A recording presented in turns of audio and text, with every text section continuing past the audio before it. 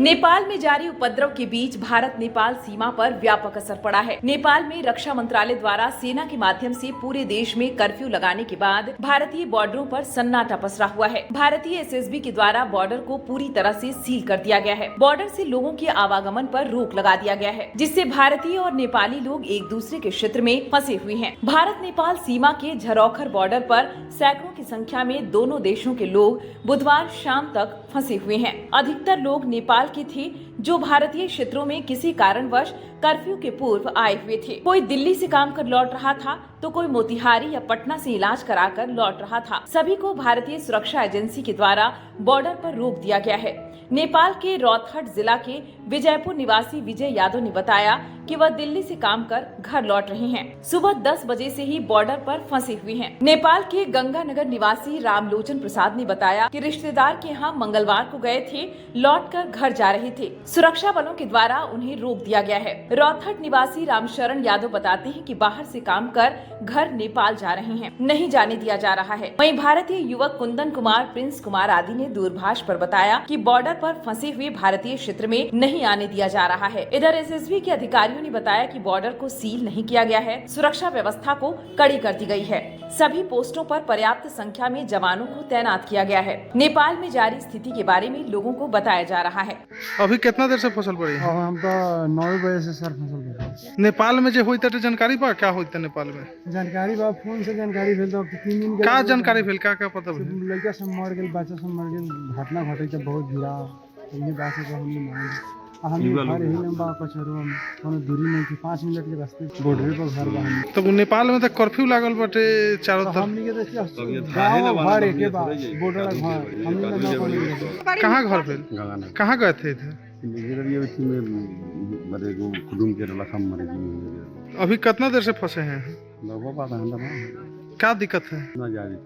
नेपाल में जो अभी चल रहा है सिचुएशन, वहाँ पर जो 3 दिन से प्रदर्शन हो रहा है, क्यों हो रहा है प्रदर्शन, पता है कुछ? ये कुछ पता नहीं, मैंने सुनी करी। क्या सुने हैं? सुनी थे युवा लोग को मार देला सब लोग। हाँ। जितना बात सुनी, जितने बात नहीं जा पढ़ लिखना भाई बेटी बाबू उतना मुझे ना है। मेरा नाम विजय यादव है। कहाँ घर है?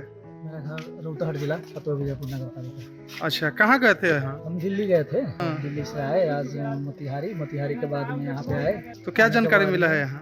अब जानकारी वही जो नेपाल का सिचुएशन है, जो वहाँ का गवर्नमेंट जो फेलियर होकर जो दूसरे जो जेन जेड का के नया जनरेशन के जो 28 वर्ष के युवा लोगों का जो आंदोलन मूवमेंट है, उस मूवमेंट के चलते जो वहाँ पर पॉलिटिकल जो सिचुएशन है जो चेंज हुआ है। और लेकिन हम लोग जो इंडिया बॉर्डर से नज़दीक कुछ हम लोग यहाँ पे आए हैं, तो नेपाल और भारत का बेटी रोटी का संबंध है।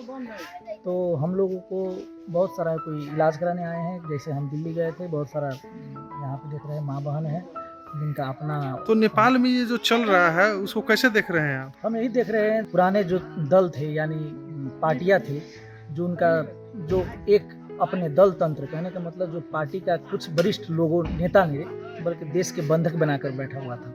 वहाँ पे करप्शन बहुत हाई लेवल पर था, उसके बाद में सुशासन नहीं था, उसके बाद में जो कुछ पार्टी के वरिष्ठ लोगों यानी अपने आप को मेन लीडर कहने वाले लोग एक देश के कब्जा में करके रखा हुआ था, करप्शन कर रहे थे। उसी के खिलाफ में वहाँ के यूथ जो अभी हम लोग देखे हैं, जो साउथ एशिया में वैसा मूवमेंट चल रहा है। अब इंडिया से ही पड़ोसी देश सब, बांग्लादेश में वैसे ही देखे, अफगानिस्तान में देखे, श्रीलंका में देखे, वहाँ पे 18 दिन में, कहीं पे 3 महीना में। लेकिन नेपाल का ऐसा सिचुएशन हुआ कि 2 दिन में 24 घंटा में नेपाल के सत्ता पलटा गया, क्योंकि वहाँ पे करप्शन जो हाई लेवल पर था और वहाँ के प्रधानमंत्री KP शर्मा ओली को राजीनामा देना पड़ा।